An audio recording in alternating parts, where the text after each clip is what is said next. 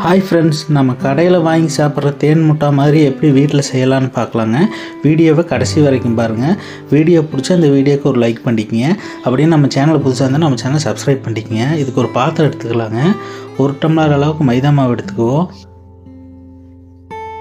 தயிர் பார்த்திங்கன்னா 1 table spoon அளவுக்கு தயிர் எடுத்துக்கலாங்க. தூளுப்பு பார்த்திங்கன்னா ஒரு அரை சிட்டி அளவுக்கு தூளுப்பு எடுத்துக்குவோம். சோடா மாவு பார்த்திங்கன்னா ஒரு அரை டேபிள் ஸ்பூன் அளவு சோடா மாவு எடுத்துக்கலாங்க. கலர் பொடி பார்த்திங்கன்னா ஒரு அரை டேபிள் ஸ்பூன் அளவுக்கு ஃபுட் கலர் எடுத்துக்குவோம். இதெல்லாம் போட்டு நல்லா மிக்ஸ் பண்ணி எடுத்துக்கலாங்க.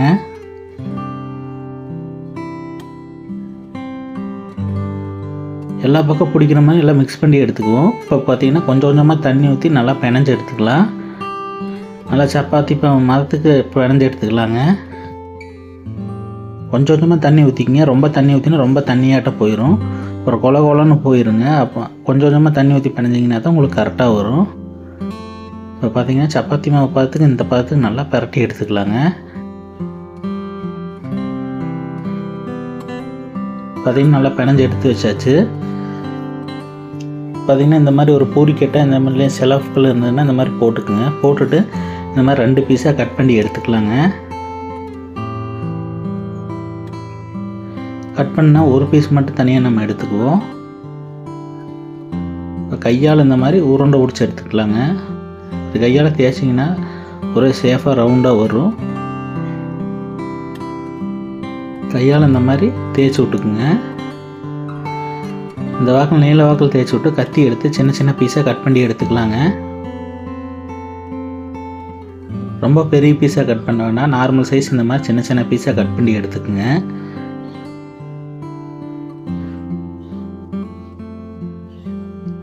பார்த்திங்கன்னா எல்லா பீஸுமே கட் பண்ணி எடுத்தாச்சு.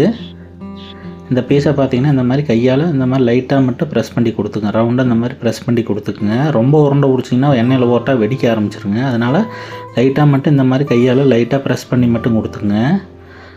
ரவுண்டாக இந்த மாதிரி ப்ரெஸ் பண்ணி கொடுத்துங்க. எண்ணெயில் போட்டிங்கன்னா நல்லா உப்பெல்லாம் வந்துடும். ரொம்ப அக்யூரேட்டாக நம்ம உருண்டை பிடிக்க வேண்டியது இல்லைங்க. லைட்டாக மட்டும் இந்த மாதிரி கையால் ப்ரெஸ் பண்ணி மட்டும் கொடுத்துங்க. ரவுண்டாக லைட்டாக பண்ணி கொடுத்துங்க. ரொம்ப உருண்டை பிடிச்சோம்னா பார்த்திங்கன்னா நம்ம எண்ணெயில் போத்தா எல்லாம் வெடித்து வர்ற மாதிரி ஆகி போயிருங்க.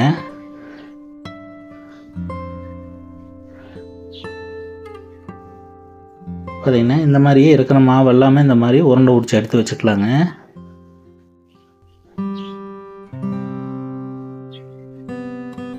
பார்த்திங்கன்னா இருக்கிற எல்லா மாவும் உருண்டை பிடிச்சி எடுத்து வச்சாச்சு.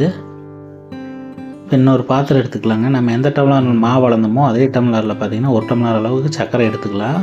அதே டம்ளரில் 1 டம்ளர் அளவு தண்ணி எடுத்துக்கலாங்க. இது நல்லா சர்க்கரை பார்த்து கொதிக்க வச்சு எடுத்துக்குவோம். இப்போ அடுப்பில் ஒரு பாத்திரம் வச்சு எண்ணெய் ஊற்றிக்கலாங்க. எண்ணெய் காஞ்சோடனே நம்ம உருண்டை பிடிச்சி எடுத்து வச்சிருந்த மாவை ஒவ்வொன்றா எண்ணெயில் ஆட் பண்ணிக்குவோம்.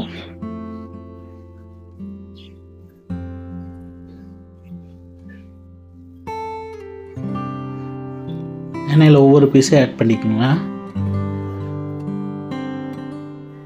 எண்ணெயில் போட்டு கொஞ்ச நேரத்துலேயே பார்த்தீங்கன்னா புஷ்ஷுன்னு மேலே வரும். உடனே கரண்டி போட்டு திருப்ப வேண்டாங்க. எல்லாம் உருண்டையும் நல்லா மேலே வந்ததுக்கப்புறமா திருப்பி விட்டுக்கலாம்.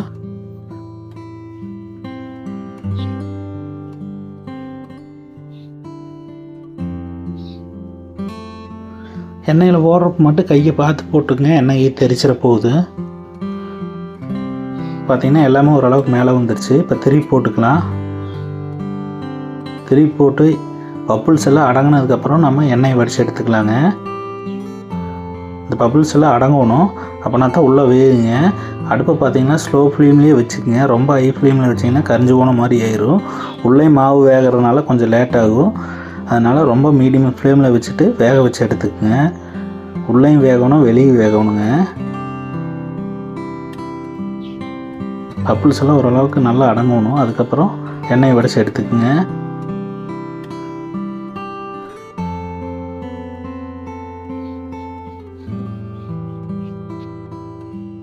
பார்த்திங்கன்னா இப்போ ஓரளவுக்கு நல்லா அடங்கிருச்சு. இப்போ நம்ம ஆயிலை வடித்து எடுத்துக்கலாங்க.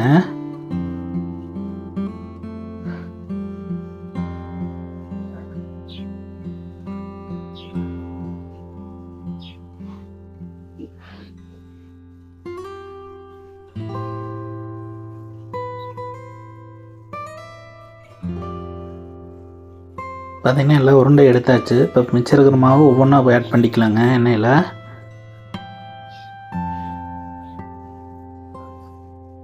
இது 2 பக்கம் நல்லா வெந்து நல்லா புஷ்ஷுன்னு மேலே வருங்க. உடனே போட்டோன்னே கரண்டி போட்டுறாதீங்க. நல்லா பபிள்ஸ் எல்லாம் அடங்கி நல்லா மேலே வந்ததுக்கப்புறம் நம்ம எண்ணெய் வடித்து எடுத்துக்கலாங்க.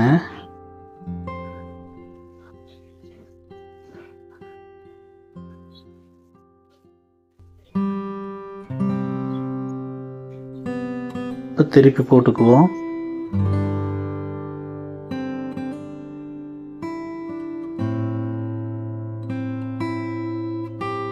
இப்போ பபிள்ஸ் எல்லாம் அடங்கணும். அடங்கினதுக்கப்புறம் நம்ம எண்ணெயை வடித்து எடுத்துக்கலாங்க.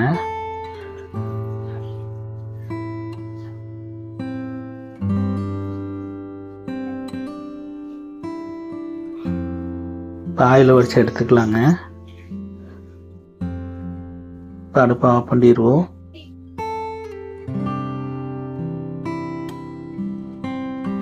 இப்போ பார்த்தீங்கன்னா சக்கரை பாவு நல்லா கொதிக்க வச்சு எடுத்துருக்குது. இந்த டைமில் நம்ம பொரிச்ச உருண்டை பூராமல் இந்த சக்கரை பாவில் ஆட் பண்ணிக்கலாங்க. எல்லா உருண்டையுமே இந்த சக்கரை பாவில் ஆட் பண்ணிவிட்டு ஒரு ஸ்பூன் எடுத்து நல்லாமே அமுத்தி விட்டுடலாங்க. இந்த சக்கரை பாவுலாம் நல்லா இறங்கி வரணும். நல்லா ஒரு மணி நேரம் நல்லா ஊறட்டுங்க. அப்படின்னா தான் உருண்டையில் எல்லா பக்கமும் நல்லா பிடிக்கும். உள்ளேயுமே இனிப்பு போகுங்க. எல்லாமே இந்த மாதிரி நல்லா அமுத்தி விடுங்க.